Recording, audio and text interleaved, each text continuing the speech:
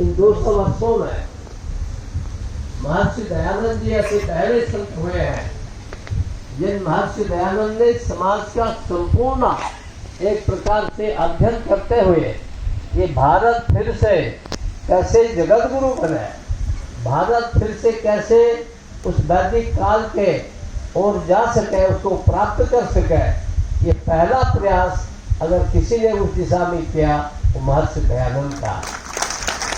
अनेक समाज सुधारक थे, महात्मा गांधी जी सुधारक थे, राजा राम मोहन राय जी थे, विवेकानंद जी ने बहुत बड़ा दुनिया में थे, हमारी संस्कृति के लिए काम किया, अभूतपूर्व काम किया है। परंतु प्रथम जागरण हमारे दयानंद जी ने किया। अब उन्होंने अब ये पहुंचता, मुझे लगता है कि अभी समय ऐसा नहीं है कि हम ये चर्चा करें कि ये सनातन क्या, हिंदू क्या, आर्य क्या। हमारा जो भी सर्वश्रेष्ठ है, मैं जाने वेद तो नहीं पढ़ा हूँ, आप तो इतने विद्वान है। आनो भद्रा कर तो युक्त विश्वतः, ये वैदिक वाक्य है। आखिर सभी संसार के, विश्व भर के जो भी श्रेष्ठ विचार है वो विचार हमारे पास आने चाहिए, उससे हमको सीखना चाहिए। ये भी शायद वेद मंत्री है, अगर नहीं हो तो मुझे बता देना, मैं विद्वान नहीं हूँ। उसका मूल वेद ही है, मूल वेद है। तो इसलिए कि हम सब लोग जहाँ से भी श्रेष्ठ चीजें हैं वो चीजें लें, ये एक पहली बात। दूसरा, स्वामी जी ने या वेद ने कहा कि एकम सद्विप्रा बहुधा वदन्ति, ये भी शायद वेद का ही वाक्य, मेरा तो है नहीं, मैं संस्कृत जानता भी नहीं। तो एक प्रकार से कभी कभी क्या है, वो कालखंड ऐसा था जब स्वामी दयानंद जी का जन्म हुआ, जब स्वामी दयानंद जी ने अपने मिशन को आगे बढ़ाया, उस समय हमारा समाज एकदम सोया हुआ था, समाज में अत्यधिक बुराइयां थी। अब जब स्वामी जी ने पहली बार गुरुकुल की परीक्षा अपना शुरू किया, अब आज मैं आपको बताना चाहता हूँ, जैसे स्वामी जी ने गुरुकुल शुरू किया, संसद के अंदर सेकुलरिज्म पर एक दिन भाषण हो रहा था। भर्तृहरि मेहताब के पिताजी भी मुख्यमंत्री रहे और पिछले 8-10 बार से संसद में सांसद है, डॉक्टर भर्तृहरि मेहताब। उन्होंने अपने भाषण में कहा, बोले हम सेकुलरिज्म की बातें करते हैं, लेकिन बोले सेकुलरिज्म मेरा जो उड़ीसा है, अगर बोले यहाँ उड़ीसा के जनजाति क्षेत्र में, आदिवासी क्षेत्र में रामकृष्ण मिशन और आरएसएस के स्कूल नहीं होते तो सबके सब ईसाई हो जाते, ये वो बोले हैं। तो ऐसे ही मैं कहता हूँ कि यदि स्वामी दयानंद जी नहीं होते, पता नहीं कितने लोगों का धर्म परिवर्तन आज तक हो जाता। ऐसा बड़ा महान कार्य उन्होंने किया है।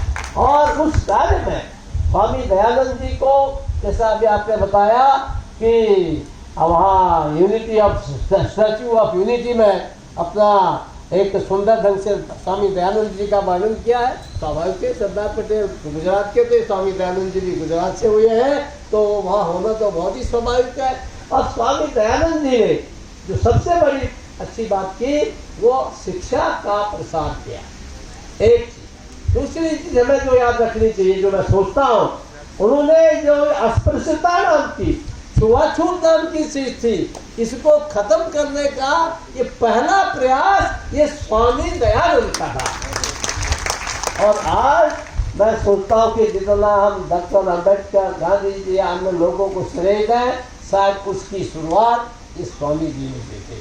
और आज भी जब समाज में कहीं कहीं ये दृश्य दिखता है, ये अस्पृश्यता का बात लगभग समाप्त है, लेकिन आज भी समाज के अंदर अगर इस प्रकार के कोई कुरीतियां हैं, तो मुझे लगता है कि हम सबको मिल करके, हम जैन होंगे, बौद्ध होंगे, हम सिख होंगे, हम समाजी कहते होंगे, वेदांती कहते होंगे, कुछ और कहते होंगे, शायद स्वामी दयानंद जी को तभी हम अच्छी श्रद्धांजलि देंगे, उनको उनके मार्ग पर तभी चलेंगे जब हम आपस में तो मिलके चले।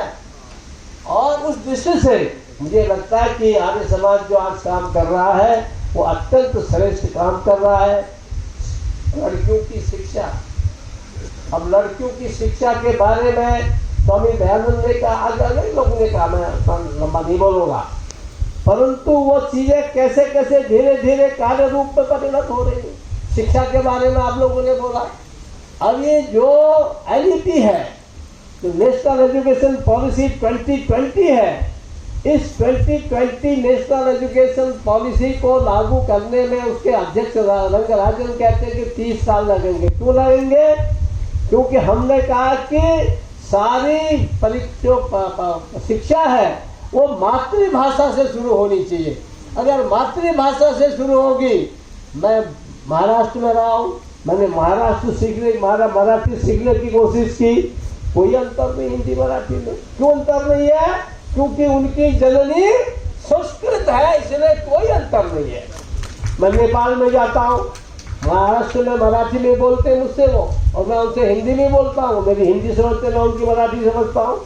मैं नेपाल जाता हूँ, वो नेपाली में बोलते, मैं उनको हिंदी में बोलता हूँ। क्यों समझते हैं? क्योंकि दोनों की माता संस्कृत है। ऐसे आप सारे देश के अंदर चले जाएंगे तो वास्तव में जो हमारा मूल है वो संस्कृत, वो भाषा हमको जोड़ती है। और आज जो नई शिक्षा नीति है उसमें संस्कृति, संस्कार, संस्कृत, इन सब को महत्व दिया जा रहा है। अब क्योंकि इतने 75 सालों से 70 सालों से जो हुआ है उसे ओवरनाइट क्या एकदम खत्म कर देंगे 1 मिनट के अंदर, हम उसके लिए प्रयास कर रहे हैं। और हमारा ये सौभाग्य है कि हमारे प्रधानमंत्री स्वयं ही जो इतनी बार केदारनाथ की यात्रा करते हो, जो इतनी बार काशी की यात्रा करते हो, जो इतना काम कर रहे हो, मैं सोचता हूँ कि शायद ये तो एक स्वर्णिम युग है कि देश का प्रधानमंत्री अपनी संस्कृति, अपने संस्कार, अपने धर्म के प्रति इतना समर्पित है। मुझे इस लगता है कि कहीं न कहीं इसमें से हमको वो निराशाजनक बातों को छोड़ करके एक आशाजनक, आप सबकी तपस्या से, हमारे संत महंत, हमारे क्रांतिकारी, हमारे आंदोलनकारी, स्वतंत्रता सेनानी, इन सब के त्याग के कारण से, बलिदान के कारण से एक आज नई स्फूर्ति आ रही है, एक नया जागरण हो रहा है। क्या कल्पना करिए कि जब महात्मा स्वामी जी ने, दयानंद जी ने स्त्री शिक्षा के बारे में सोचा होगा, क्या तब कभी उन्होंने सोचा होगा, क्या कभी हमारे किसी व्यक्ति ने सोचा होगा कि हिंदुस्तान में 2022 और 2023 दोनों में ही लोक सेवा आयोग में IAS में फर्स्ट, सेकेंड, थर्ड, फोर्थ ये लड़कियां आ गई है? क्या कभी सोचा होगा? उन्होंने शुरुआत की, एक बीज बोया, वो बीज आज बड़ वृक्ष हो रहा है। और आज हम सबको, मैं आपसे इतना ही निवेदन करता हूँ कि स्वामी जी ने, हमारे महर्षि दयानंद जी ने जो बीज बोया था वो आज बड़ वृक्ष का रूप ले रहा है।